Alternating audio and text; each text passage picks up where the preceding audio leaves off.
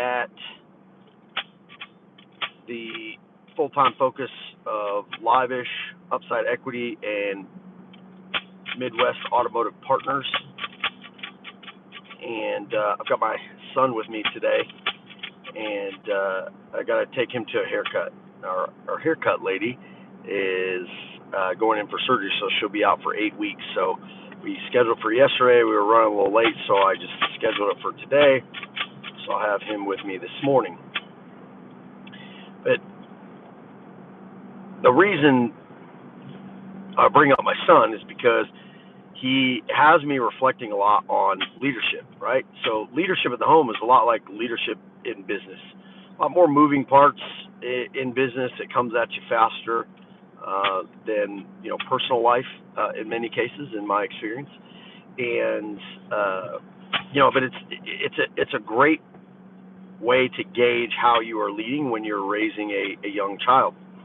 And I've managed hundreds of employees at a time, hired and fired hundreds of employees, mentored hundreds of people, had great success with hundreds and hundreds of people, had poor success with hundreds and hundreds of people, been in different verticals and in different levels of management, and just recently ended my W-2 with the boat dealership, and it all comes to one foundational concept or idea or situation that we face in business as leaders, as employers, as employees even. And it's how are we vanguarding, I'll use that term, that's some training that we've been doing lately, but how are we vanguarding what it is that we expect? And are we vanguarding it in such a way or explaining it in such a way that makes perfect sense to us, but doesn't make perfect sense to the people we are communicating it to?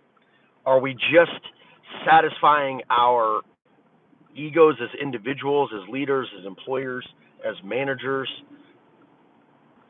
and saying, hey, we've came up with this great thing, we have this great understanding of what this is and what we want it to accomplish by having this understanding and holding people accountable for actions within this understanding and holding people to a standard as far as a way of being and operating within the business. And it's all come full circle now, just moving into Midwest Automotive Partners, and then back into full time with Live-ish, and now with the new partnership with Upside Equity. That a lot of times we have really good intentions as leaders, as individuals in general, yet we poorly communicate and outline what is expected primarily. I see that in many cases. A lot of managers with great intentions and the intentions that they have and the words that they speak, they have this vision that it will create, but they don't explain it that clearly. And most importantly, they don't make sure that it's understood by the people that they're communicating it to. A lot of times, like I referenced earlier, I think it's because of ego. If it satisfies us and it makes sense to us, the ones giving the directive or outlining the vision, then that's about as far as we feel that we need to go to have justified our communication as sufficient and appropriate to be able to get people on board, have people clear about the mission, the objective, whatever it is,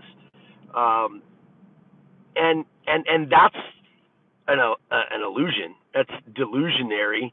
It's delusional to assume that you are speaking clearly enough to connect with a person or multiple people on a level that equates to the understanding that you have in the way in which you are communicating it.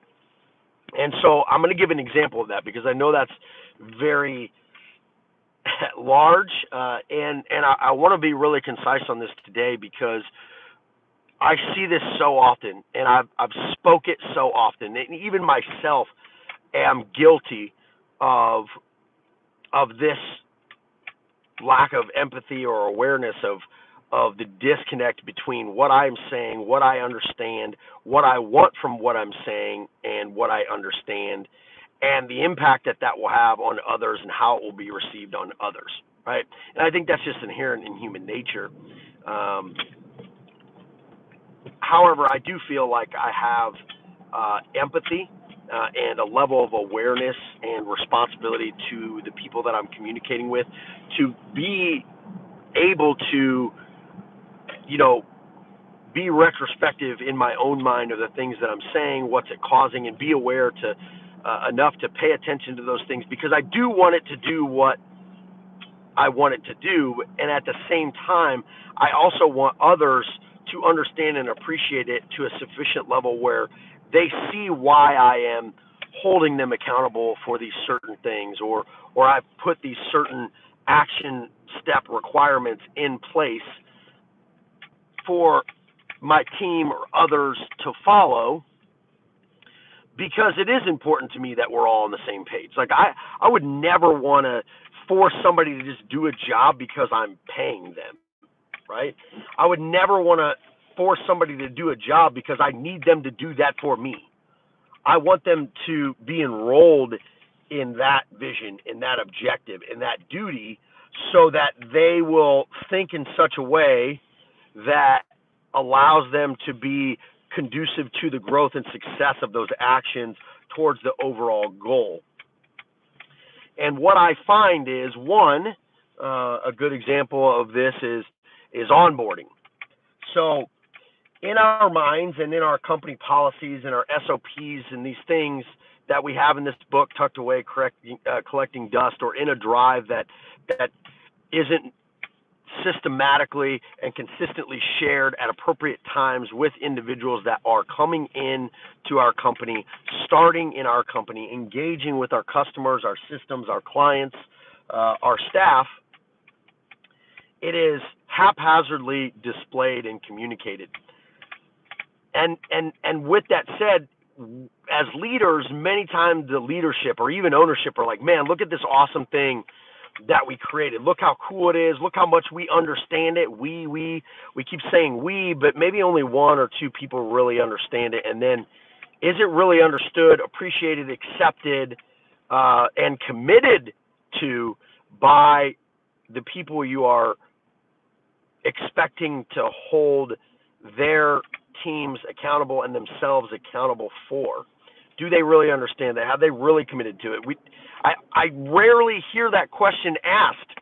I rarely see a survey that asks about these important things to gain clarity without the fear of, persecution or retribution or any kind of beratement or belittlement or condemnation of that employee for giving real, honest feedback. Our egos want us to create a thing and talk about accountability and processes and executing perfectly and making no mistakes and things of that nature. But in and of itself, the commands that we're giving and the way in which we give them and the inspection of the way in which we give them are lacking. So we are violating those standards or those requirements by the way we do things, yet then we expect people to understand what we are wanting them to do clearly, and to be able to hold themselves and others 100% accountable for these things that not everyone is clear on, has committed in, is completely enrolled in. And I think that a lot of that is ego. But a lot of that is also is the delusion that is progress. That's not progress, that's an idea. You have to be able to implement something systematically in such a way that has a timeline and a staging process in which certain things will be, implemented and then reviewed to make sure everybody's on the same page. And then we will add something else, and then you review to make sure everybody's on the same page. And also if it is still in line with the overall objective, and then also to evaluate What is happening when each stage is implemented? Is it getting us the results that we want? How is it affecting our staff? How is it affecting us? How is it affecting our company and its bottom line? How is it affecting the culture? So many things that are so extremely important that we overlook because we have said, this is the thing that we are going to do. I am going to say it. We are going to say it together. And once we say it, everyone will understand it. And therefore, we have the right and the responsibility to hold them 100% accountable without mercy to these things that we have said. To me, that's very irresponsible. It's very short-sighted. It's not very long-term. It is also not conducive to growth. People go to school for 12 years to get a high school diploma, and we think that our employees with very poor and improper training and onboarding should be masters of their position within a week or two, and masters of their position in the way in which we expect them to be masters of their position, because let's not forget, it is how we set that standard that we are gauging that mastery on. So we want people to understand the company, the culture, the processes, the systems, the esoteric language, and the vibe in a couple of days. Most companies in a couple of days. Better companies in a couple of weeks. Even better companies in a couple of months or a year will understand that integration takes time, but it also takes an investment in those people. And I'm not talking just here. We put out these training courses from all these different, OEMs or manufacturers that we partner with, or products or systems that we partner with. I'm talking about company training, not the technician style training, whether it's you're a receptionist, you're a CFO, you're a salesperson, a manager, you're, in some kind of technical aspect. That technical training is one thing, but to train on what the company is in and of itself. We forget that completely in onboarding, and we just expect people to absorb it, understand it, accept it, commit to it, and then perform at 100%. This is absolutely, to me, one of the most profound things that happens on such a consistent basis and is so neglected and undervalued and so overlooked. It's omitted from every thought as a leader, a manager, an employer, even a salesperson, because or an employee. And where I get that and where I realize that is when a new person comes in, and most recently a salesperson. If you don't have the staff to be able to sit and train a person consistently, if you don't have that in place, things are going to get overlooked if there's not a systematized onboarding process to have them just go down a list and click links and things like that and read descriptions in order to be able to follow a training process. If you don't have that, with 99% certainty, you will be hard pressed to get to that person, to train them effectively, efficiently, and consistently over time, so that they actually feel like they understand, they can commit, and they can hold themselves accountable to the way of your business, the way of your department, the way of your leadership, the way of your vision and your culture. And then, what happens and what I see is people come in happy, energetic, lit up about the possibility of this new opportunity that in many cases that manager, that leader, or that owner has sold them on the greatness of what it is to work for their company or work for their team or be a part of a family. And I hate that term when people say, hey, this is our family, because it's not. Like, inherently it's not. And so those are always red flag terms for me. We are a team working towards an objective. We have brought you on because we believe you would be a great asset for this objective, but you are not family. I am not your family. Do I appreciate you? Do I want to take care of you? Yes, I do. But at the end of the day, this is my job. This is my company. And the company needs to succeed. It's an entity in and of itself. And so I have to make the best decisions for this company, not the best decisions for this family, but for the company, the individuals within the company. And that's what it all boils down to in business. And it may sound true, but it is. That's why you have your own EIN. You have your own identity as a company, and the company is what is to be protected, cultivated, nurtured, and invested in.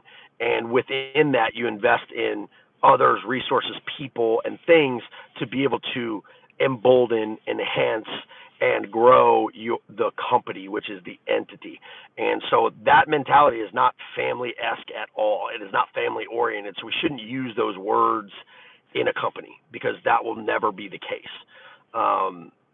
biologically or otherwise. So full circle, what it brings me to is how much pain, suffering, and frustration, anxiety, confusion, and hostility that it brings to neglect such an important starting point. When a baby is born, you don't expect him to walk. When a baby is born, you don't expect him or her to talk.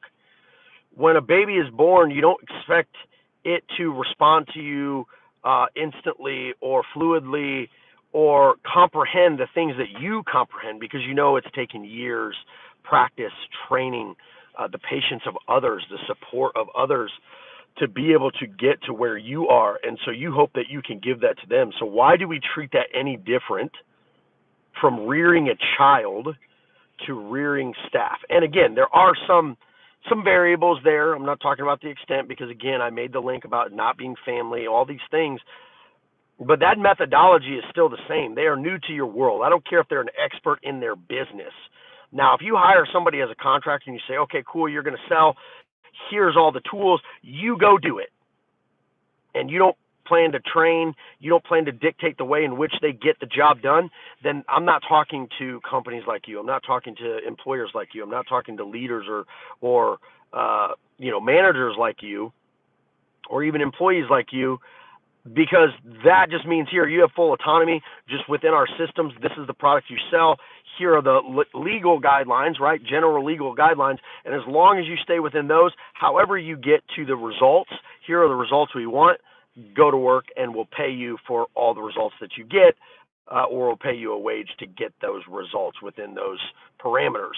That is not the same type of onboarding that I'm talking about. That's not the same type of clear communication that I'm talking about, because that's very fundamental and basic. You've hired somebody who is an absolute expert.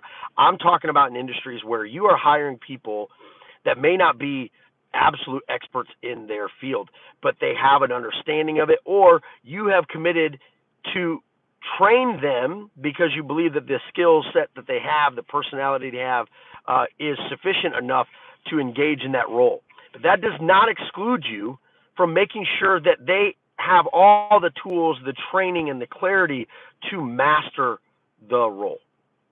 You don't just expect them to master the role. And this is inherently why companies can't scale. And when they do scale too fast, they end up falling apart, because there's something else, and this is another topic, that is anchoring all of the staff to stay, or compelling them to stay, versus the leadership that is creating the things that they want, without actually making sure that the people who are supposed to be being held accountable for this, executing the things you are telling them to do, you don't know if they're committed. You don't know where they stand with that. You don't know if they appreciate it. You don't even know if they understand the vision completely. And again, I don't think they all have to be 100%, but you should have a margin that you're looking for. Like, as long as these people are 80% understood, committed, and clear on the vision, then I'm good to go, and I'm going to hold them at X expectation based on that 80% committal level, understanding level, and clarity level. But you got to ask them. You got to ask them. You got to test them. You got to put them in scenarios and give them the opportunity to show you if they are growing by their actions, by taking, whatever that's tests, or engaging in role plays, or engaging in customer interactions and evaluating them in live action, and then seeing what maybe is not meeting your expectation, and then sit with them and say, hey, I'm noticing this, this, and this. Do you understand why I may feel, based on our expectations as a company and myself as an individual, that this would not be sufficient for us to deem it as a productive way of operating, or a sufficient way of operating compared to our expectations. Most people aren't having conversations like that. I noticed toward the end of my last W-2, I stopped having conversations like that. And a coach came in and said some incredible things, which I talked about yesterday on my YouTube live. So go see the YouTube live yesterday. I gave the specific things that he said that compelled me to get to the conversation that I'm having now, and a realization that, man, I am unclear about the journey. I am unclear about what needs to be done. And so now, instead of enrolling people to follow, right, the lead that I've given, because they trust me and I understand where we're going and how we're going to get there, and I believe that what I am asking them to do will be beneficial for them and the company mutually. And I wasn't doing that. I was just telling them. I was saying, hey, we need to do this. Guys, I just need you to do this. Like this. And in my mind, I'm thinking, well, this is what I'm being told to do. I don't understand why we're doing it. I don't understand 100% that this is going to get us where we need to go. Because in the back of my mind, I'm thinking, there's so many other things right now. So many other things right now that are that are a much higher priority in the means of developing business to the goal that we have, that are not necessarily relevant to the people that I'm speaking it to, but it goes back up the ladder, that they need, this is my opinion, but they need to be focusing on these things and mastering these things before we can start changing these things or implementing these new things. Because without that foundation, these new things that we are creating, adding, implementing, focusing on, telling people we're holding them accountable on, will fall apart, because the foundation is not there to build off of. And that foundation is not in line completely, or at least even close within margin, maybe that 80%, at least 80%, but let's just say 80%.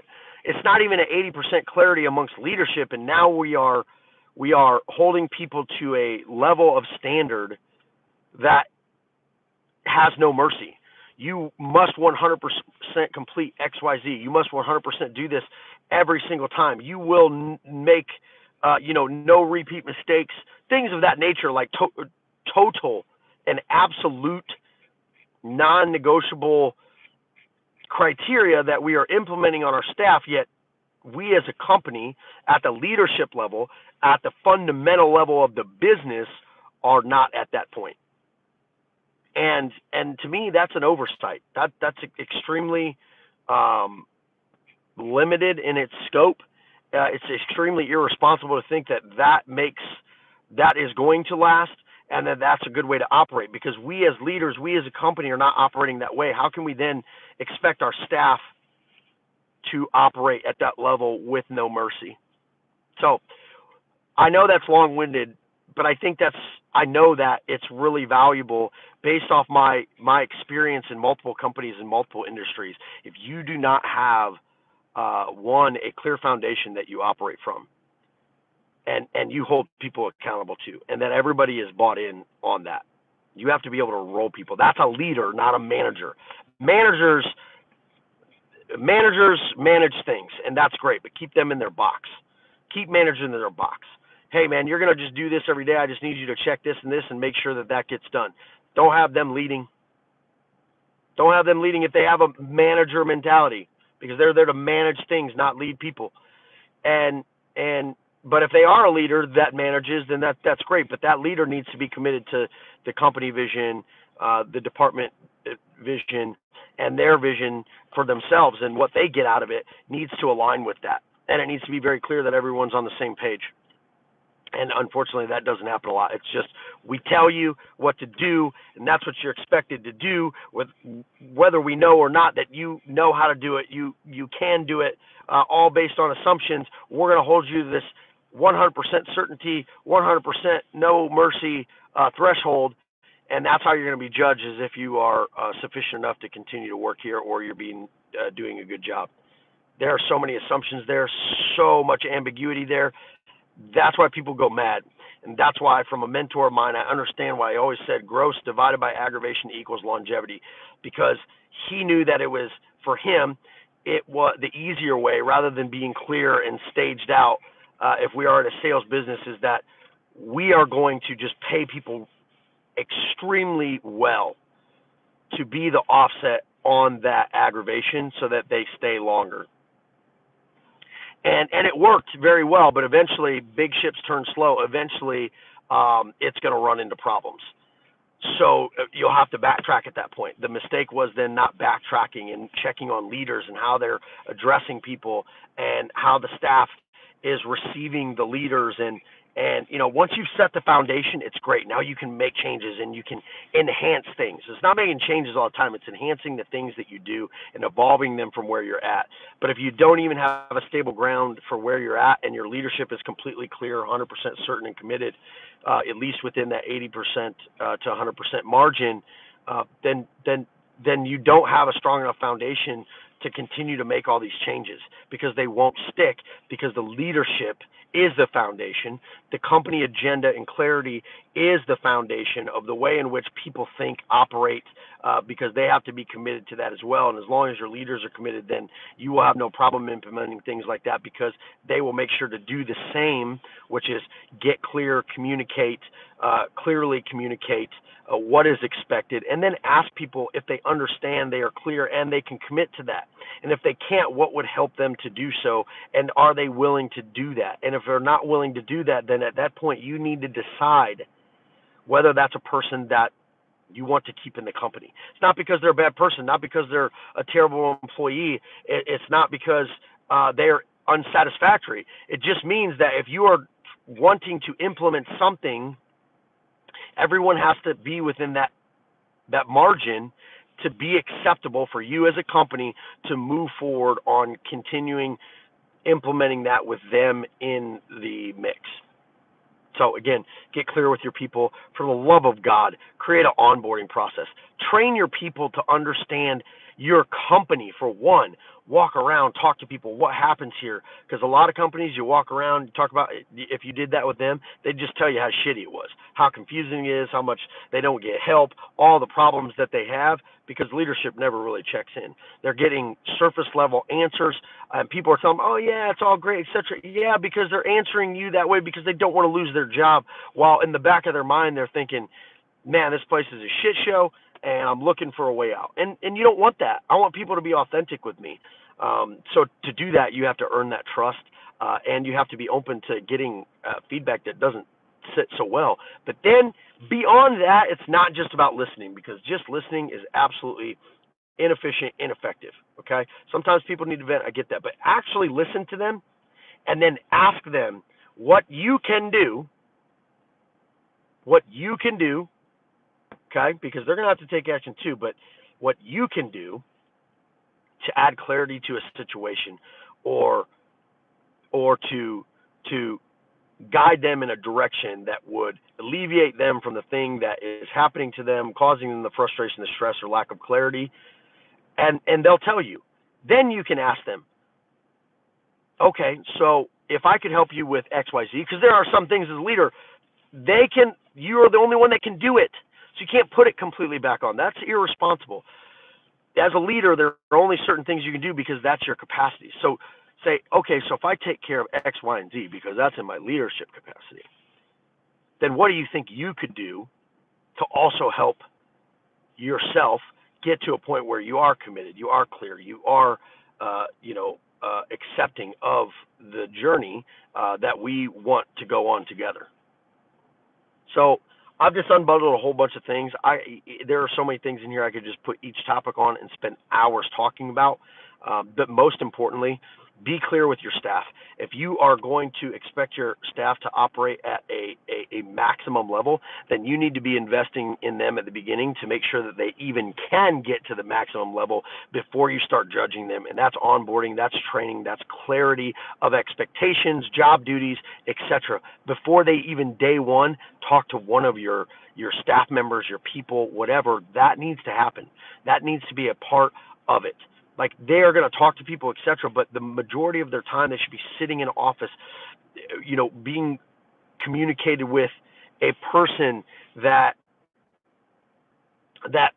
is going to tell them how the culture works and all of the things, so that they get the framework in their mind of how they mentally should operate in this area and that area. And then you have the other managers come in and say, this is how our department works, and this is how we receive things from you, and this is how we respond to you, this is how we help you, and meet with every single department so they know how that flows.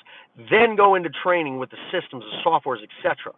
And then after that, now it's the role playing and the walkthroughs, right? So to me, if you're not doing training for 2 weeks or a month, you're just asking for turnover. And you're also not that committed to your business development, your department development, as you say that you are. Because if you were, you would know that this is absolutely important to cut down the level of aptitude required to learn your culture, your business, your product, your process, your systems.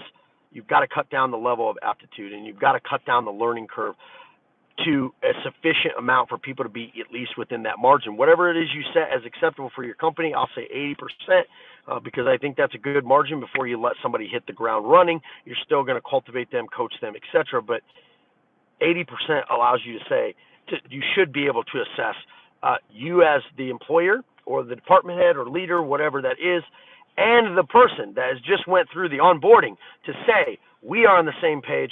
I am ready to be held accountable at X level that you have set the expectation, and I accept that you will be holding me accountable at that level.